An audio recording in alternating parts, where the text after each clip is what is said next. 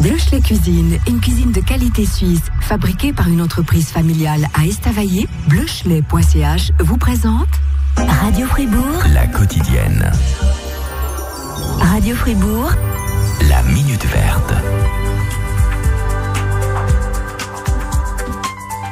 Rendez-vous mensuel avec Fribourg Solidaire qui soutient la fondation CAF pour un projet de construction autour d'un hôpital en République démocratique du Congo. On retrouve bien sûr Cécile Eto de Fribourg Solidaire. Bonjour Cécile. Bonjour Amaëlle. Ça va bien ? Ça va très bien. Super. Alors ce matin, vous êtes venue nous parler, vous, du fonctionnement de Fribourg Solidaire qui réseaute volontiers à travers la Suisse grâce à Fédéréseau. C'est une plateforme ? C'est une plateforme qui regroupe toutes les fédérations de coopération internationale qui sont en Suisse latine. Ça veut dire dans les cantons romans, plus le Tessin. Il n'y en a pas en Suisse alémanique, il ne faut pas me demander pourquoi. Voilà, c'est comme ça. Peut-être que ça viendra. Qu'est-ce que vous échangez alors comme genre d'informations ? On échange des pratiques, des expériences, des formations. On échange aussi nos savoir-faire. Par exemple, prochainement, j'irai participer à un atelier qu'organisent les Neuchâtelois autour des objectifs du développement durable. C'est un atelier qu'on a fait à Fribourg Solidaire et puis ils étaient intéressés par le concept. Donc j'irai les aider. Et puis, au contraire, nous, on s'est inspiré de ce que faisaient les Vaudois quand on s'est créé, parce qu'il faut savoir qu'elles sont toutes différentes. La Fédération genevoise a plus de 50 ans, les Vaudois plus de 25, et puis nous, avec nos petits 13 ans, on est les petits jeunes. Vous êtes les cadets. Voilà. C'est bien. J'imagine qu'on essaie aussi de se serrer les coudes dans un réseautage comme ça, peut-être pour approcher les politiques aussi. On se serre les coudes, on suit ce qui se passe à Berne au niveau du Parlement, et puis on va mobiliser chacun nos élus dans nos cantons. Ouais. Donc on va rencontrer, par exemple, il y a 15 jours, j'ai rencontré Jean-François Rime, qui m'a accueilli. Il y a au mois de décembre, Jacques Bourgeois. Donc chaque canton suit et puis on collabore et on prend une position commune aussi pour défendre les intérêts de la coopération. C'est ça, et ça donne de la force, bien sûr. Et ça donne de la force et de la visibilité, parce qu'il faut savoir quand même qu'on représente à toutes les fédérations 250 associations qui travaillent dans toute la Suisse romande, plus le Tessin. Puis aussi des bénévoles, 160 bénévoles, donc c'est quand même pas mal. Alors, est-ce que vous vous sentez entendu, justement, quand vous démarchez vers les hautes instances ? En tout cas, on essaye, entendu, oui. Après, est-ce qu'ils répondent à nos attentes ? C'est pas toujours le cas, mais voilà, ça prend du temps, c'est de l'information, c'est faire comprendre notre travail, le travail aussi des associations, et combien il est complémentaire aussi du travail que fait la DDC, donc la direction de la coopération et du développement au niveau fédéral. On agit à des niveaux différents. Ouais. Alors Cécile, à propos de réseautage, le mois passé, quand vous êtes venue à la radio, vous nous annonciez votre assemblée générale où vous proposiez justement de réseauter, de faire un speed meeting. Ah oui, ça a super bien marché. C'est vrai ? Ah ouais, c'était vraiment une expérience super. J'avais mis 10 postes avec des thèmes très différents. Par exemple, égalité homme-femme, jusqu'où va le respect des traditions. Il y avait aussi le thème blabla, pour ceux qui n'avaient pas envie d'un thème particulier, mais d'échanger sur n'importe quoi, la pluie, le beau temps. L'objectif, c'était pas de creuser à fond les différents thèmes, mais c'était vraiment que, à travers un thème, les gens autour de ce thème, donc 20 minutes, pouvaient discuter, présenter leur association, ce qu'ils faisaient, éventuellement nouer des contacts, échanger des cartes de visite, des flyers. Et puis vraiment, c'était interactif. Les gens ont été un peu frustrés parce que justement, des fois, c'était court. Mais d'un autre côté, ça a donné de la dynamique.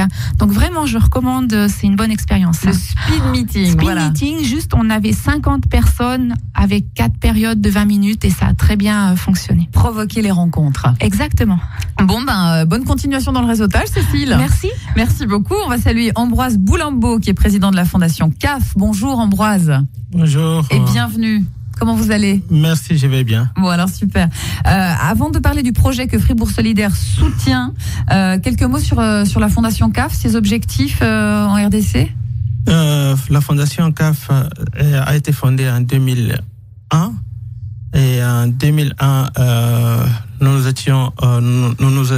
avions arrêté comme objectif principal, d'abord, c'est la promotion des droits de l'homme et de la démocratie, qui sont les fondements de tout projet, parce qu'on ne peut rien faire s'il n'y a pas de démocratie, s'il n'y a pas le respect des droits de l'homme. Et tous les projets, en fait, que ce soit les projets environnementaux, c'est les droits de l'homme.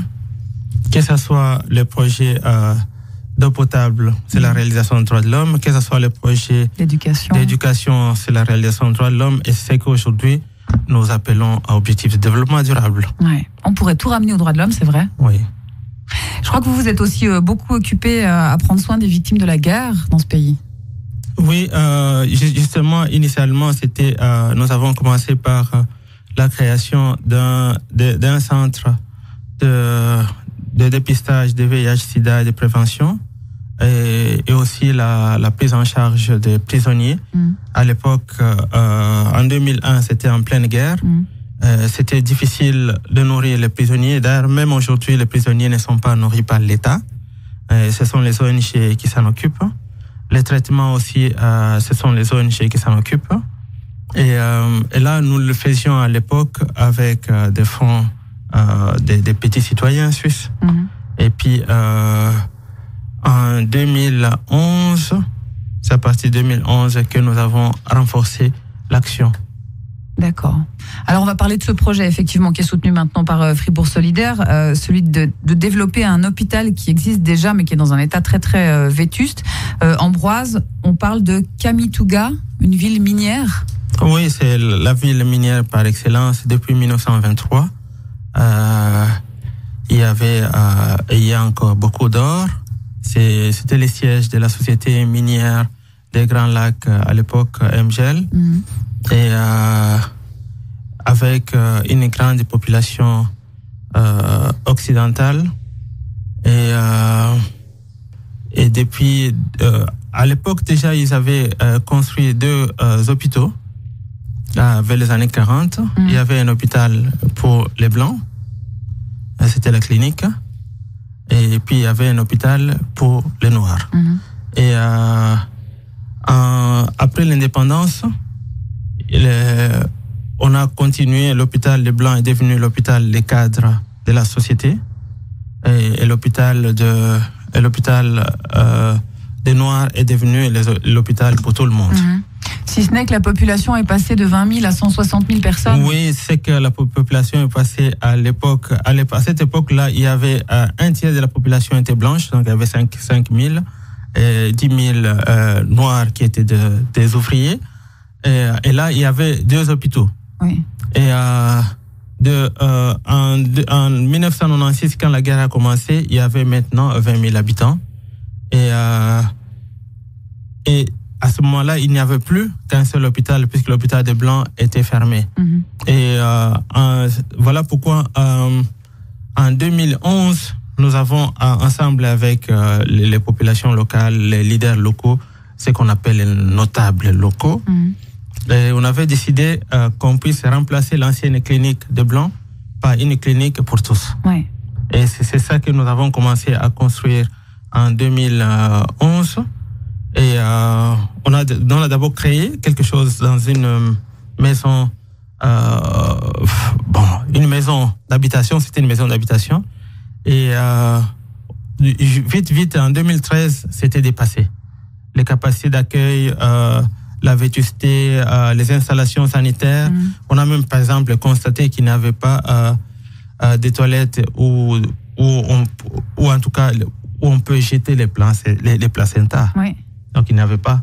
Donc, on devait tout construire, l'incinérateur des déchets de l'hôpital. On devait construire quelque chose qu'on appelle l'incinérateur, hein, mais ce n'est pas vraiment un incinérateur. Les traitements des eaux usées de l'hôpital, non, il n'y a pas. Tout allait dans la rivière? Oui, et jusqu'à aujourd'hui, ça continue à aller dans la rivière. Et c'est seulement que lorsque nous avons eu notre architecte allemand qui est arrivé, et qui est très écologiste, et qui développe ensemble avec les autres de l'université de Leipzig les traitements des eaux usées, des hôpitaux comme des maisons. Là, il nous a dit non, en tout cas, moi, je vais vous faire le plan, mais à condition que vous ne puissiez pas construire comme les autres. Je dis non, comme les autres, c'est-à-dire quoi? Il nous dit non, vous devez avoir le traitement des eaux usées, parce que je ne voudrais pas continuer à participer à la pollution, puisque ce que vous jetez ici, c'est le bassin du fleuve Congo, ça va dans le fleuve. Après le fleuve, ça va dans l'océan Atlantique. Et dans l'océan Atlantique, ça touche tout le monde. Donc, pour le moment, on ne peut plus dire que nous sommes dans un îlot comme Robinson Crusoe. Ouais. Donc, chaque acte touche l'autre automatiquement. Donc, c'est là, moi, je lui ai dit non, mais nous n'avons aucune technologie. J'ai posé la question aux architectes et aux ingénieurs formés au Congo. Et il n'y avait personne qui avait l'idée qu'on puisse traiter les eaux usées qui sortent des maisons. Et la preuve, c'est qu'aujourd'hui, vous arrivez à Kinshasa, j'ai fait même une étude l'année passée, et j'ai constaté qu'il n'y a que 17% des eaux usées qui sont traitées au Congo. Et là, c'était déjà triste comme constat. Et là, nous avons dit, non, on va construire, mais avant d'inaugurer, de mettre en marche le fonctionnement de nouveaux bâtiments, on devra construire le traitement des eaux usées. Donc ça, c'est encore un défi à venir. C'est un défi à venir, et j'ai sollicité même un budget maintenant. On me dit avant, avec les Allemands, il fallait 200 000 francs, mais avec les aménagements raisonnables, on m'a dit qu'on peut avoir à 55 000. D'accord. Un mot, parce que vous revenez d'Afrique, Ambroise. Qu'est-ce qu'on peut dire sur l'avancement du projet autour de cet hôpital aujourd'hui, en 2018? Donc le projet, il est sensiblement avancé. C'est que, je crois, avec les fonds disponibles, avec les fonds que Fribourg Solidaire vient de nous accorder à nouveau, nous pensons qu'on va poser le toit du premier bâtiment principal, et puis il va suivre. Donc d'ici le mois de septembre, je crois, on aura posé le toit, il y aura la forme d'une maison. Et pour le reste, installer le courant, l'eau potable, le crépissage, installer les appareils, chercher le bloc opératoire qui n'existe pas encore, puisque il y a beaucoup de femmes qui nécessitent les césariennes. Il faudra le faire. Il faudra aussi installer le panneau photovoltaïque pour permettre de soigner, de donner des soins de première nécessité aux femmes enceintes 24/24. Et là, ce sont des défis à relever pour le moment. Mais en général, je crois que nous sommes optimistes. Les petits donateurs qui continuent à donner, parce que j'ai vu qu'avec 50 francs qu'on donne, on a déjà un sac de ciment. Et avec cela, on peut imaginer que d'ici 2019, l'hôpital sera fonctionnel. On le souhaite. En tout cas, merci beaucoup Ambroise pour ces précisions sur ce projet. Un projet donc soutenu par Fribourg Solidaire. Si on veut en savoir plus, il y a un site, le caf-africa.org. C'est correct ça, Ambroise? Oui, c'est correct. Et aussi, j'encourage toujours les gens, au lieu de continuer à lire les sites internet, qu'ils arrivent aussi, qu'ils peuvent se déplacer. C'est que j'ai constaté qu'à Kamituga, où nous travaillons, il y a, contrairement à d'autres villes du Congo, c'est la paix totale, puisqu'on a marché la nuit. À minuit, on a trouvé personne, puisque c'est une ville minière, chacun a un peu d'or et personne ne s'occupe de l'autre. Ouais. Donc c'est une invitation. Et il n'y a pas de force négative. Il n'y a pas de force négative. De force négative. Oui. Ok, très bien. Eh ben merci beaucoup Ambroise Boulambo. Donc caf-africa.org pour en savoir plus sur votre fondation et puis bien sûr tous les projets soutenus par Fribourg Solidaire sur fribourg-solidaire.ch. Une bonne journée à vous deux. Bonne journée, merci. Bonne journée. Merci.